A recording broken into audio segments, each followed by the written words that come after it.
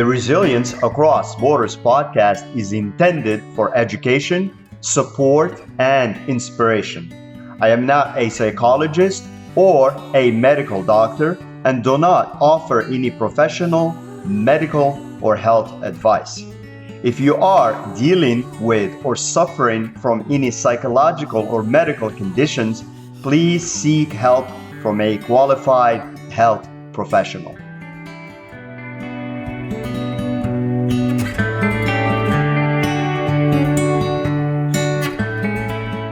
Hello and welcome back to Resilience Across Borders podcast. I'm your host Rachid, and in today's episode, we will talk about how to make resilience a daily habit. So resilience isn't just a trait you're born with, it's a skill you can develop and practice every day. Like a muscle, the more you work it, the stronger it becomes. So with that in mind, here is how to make resilience a daily habit and why it's worth the effort. So number one is start your day with a grounding practice. A simple mindful start sets the tone for the day. Taking a few moments each morning to ground yourself can help you stay centered no matter what challenges come your way. And we all know the day brings challenges. Practical examples of that is maybe a morning breathing exercise. Before you even get out of bed, take 10 deep, intentional breaths. As you inhale, you can mentally say, I am strong. And as you exhale, release any tension.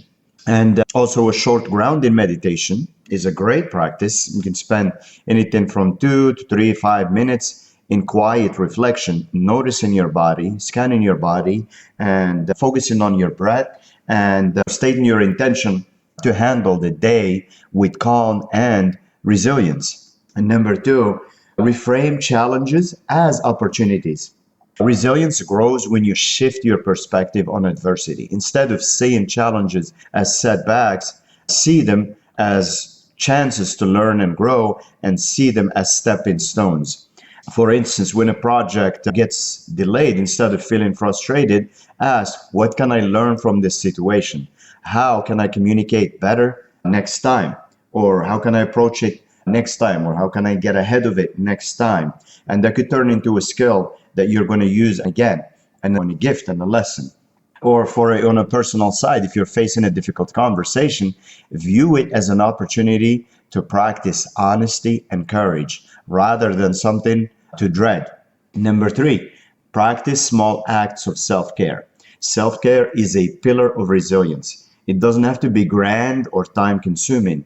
Small daily self-care actions reinforce that you are worth taking care of. A practical example is 5-minute movement breaks. Pause during your workday to stretch or walk for 5 minutes, recharging your energy and mindset. Also, a hydration ritual is a great thing to do for yourself. Keep a water bottle on your desk and use it as a mini reminder to pause, breathe, and take care of your body. Nourish your body, hydrate your body. Number four, you can call it a resilience wins kind of journal. Track even your smallest successes in overcoming challenges. This keeps you focused on progress, not perfection.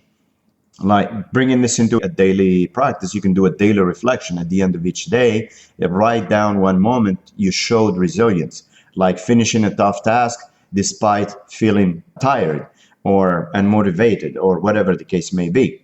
You can also do a weekly summary. Every Sunday, review your entries to show and to see how you've grown, reinforcing that resilience is part of who you are and is part of your identity. Because when you make something part of your identity, then it's so much easier to practice it. And it's in line with your identity. It's in sync with your identity and with who you are. Number five, use affirmations and reminders to stay empowered. So positive self-talk builds an internal environment that supports resilience. Affirmations can help you remember your strength even on tough days. And then when you practice these affirmations over and over, research has shown associations are made and brain connections are made.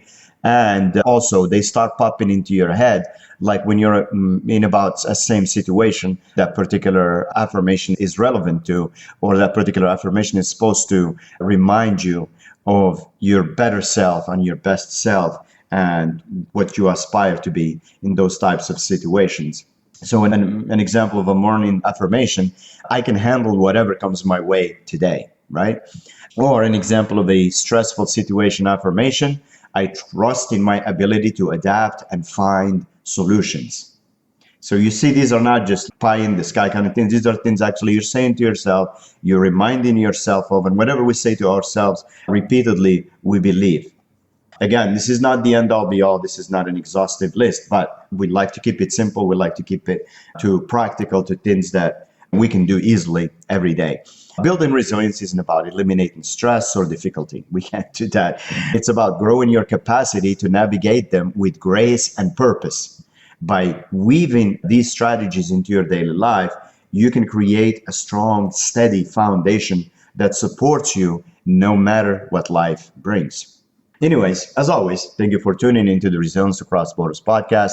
If you're enjoying this podcast and finding it helpful to you, please pick up a copy of the companion journal called Emogym. It's on Amazon. It's spelled Emogym. You can follow the blog posts and new episodes, and they get added at the URL is at resilience.com, ATRESILIENCE.com. Remember to be kind to yourself and be kind to others and stay resilient.